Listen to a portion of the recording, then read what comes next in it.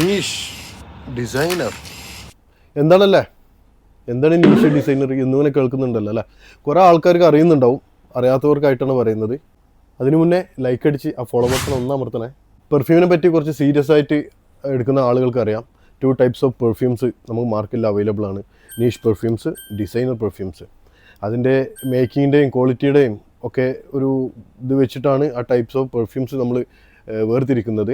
Actually ഇപ്പോഴുള്ള പല perfume മാനുഫാക്ചേഴ്സും 2 types of perfumes തന്നെ മാർക്കറ്റിൽ കൊണ്ടുവരുന്നുണ്ട്. ഉദാഹരണത്തിന് ഇത് ബുൾഗാരി എന്ന ബ്രാൻഡ് എല്ലാവരും അറിയുന്നുണ്ടാവില്ല അല്ലേ? ബുൾഗാരി എന്ന ബ്രാൻഡിൻ്റെ നീഷ് കളക്ഷനാണിത്. അതുപോലെ തന്നെ അവരുടെ ഡിസൈനർ സീരീസിൽ വരുന്ന കുറേ പെർഫ്യൂംസ് നമ്മളൊക്കെ കണ്ടിട്ടുണ്ടാവും എപ്പോഴും. ബുൾഗാരി മാൻ കളക്ഷന്, അതുപോലെ ബുൾഗാരി ഒമ്നിയ, ഇങ്ങനെ ഒരുപാട് ഡിസൈനർ സെക്ഷനിലും പെർഫ്യൂംസ് ഉണ്ട്. അപ്പോൾ ഒരിക്കലെങ്കിലും നിങ്ങളൊക്കെ ചിന്തിച്ചിട്ടുണ്ടാവും എന്താണ് നീഷ്, എന്താണ് ഡിസൈനർ എന്നല്ല.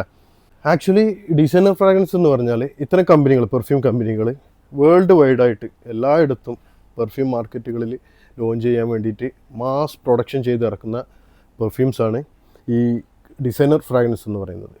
ഇവയുടെ സ്മെല്ല് എന്ന് പറഞ്ഞാൽ ഓൾമോസ്റ്റ് എല്ലാവർക്കും ഇഷ്ടപ്പെടുന്ന ടൈപ്പിലുള്ള ഒരു ടൈപ്പ് സ്മെല്ലായിരിക്കും കൂടുതൽ. കൂടെ അത് ട്രെൻഡിനനുസരിച്ചുള്ള സ്മെല്ലുകളായിരിക്കും കൂടുതൽ. പിന്നെ അത് പ്രൈസിൽ, നീഷ് പെർഫ്യൂംസിനെ സംബന്ധിച്ചിടത്തോളം പ്രൈസ് എപ്പോഴും കുറവായിരിക്കും. നീഷ് പെർഫ്യൂമുകൾ അങ്ങനെയല്ല. അത് ആക്ച്വലി അത് ഉണ്ടാക്കുന്ന രീതി തന്നെ വ്യത്യസ്തമാണ്. അതിലുപയോഗിക്കുന്ന മെറ്റീരിയൽസ് അത്രയും ഹൈ ക്വാളിറ്റി മെറ്റീരിയൽസ് ആയിരിക്കും. ഒരുപക്ഷെ നമ്മൾ മുൻപ് പരിചയപ്പെട്ട ആംബ്രഗ്രീസ് പോലത്തെ അത്രയും വില കൂടിയ മെറ്റീരിയൽസൊക്കെ ഉപയോഗിച്ചിട്ടായിരിക്കും അത്രയും നീഷ് പെർഫ്യൂമുകൾ ഉണ്ടാക്കുന്നത്. അതെപ്പോഴും ലിമിറ്റഡ് ക്വാണ്ടിറ്റി ഉണ്ടാവുള്ളൂ. അതുപോലെ അത് എല്ലാവർക്കും ഇഷ്ടപ്പെടുന്ന സ്മെല്ലാവണമെന്നില്ല. യുണീക്കായിട്ടുള്ള സ്മെല്ലായിരിക്കും, എക്സ്പെൻസീവ് ആയിരിക്കും. എപ്പോഴും നീഷ് പെർഫ്യൂംസുകൾ എപ്പോഴും ആവറേജ് അതിൻ്റെ പ്രൈസ് ഹൈ ആയിരിക്കും.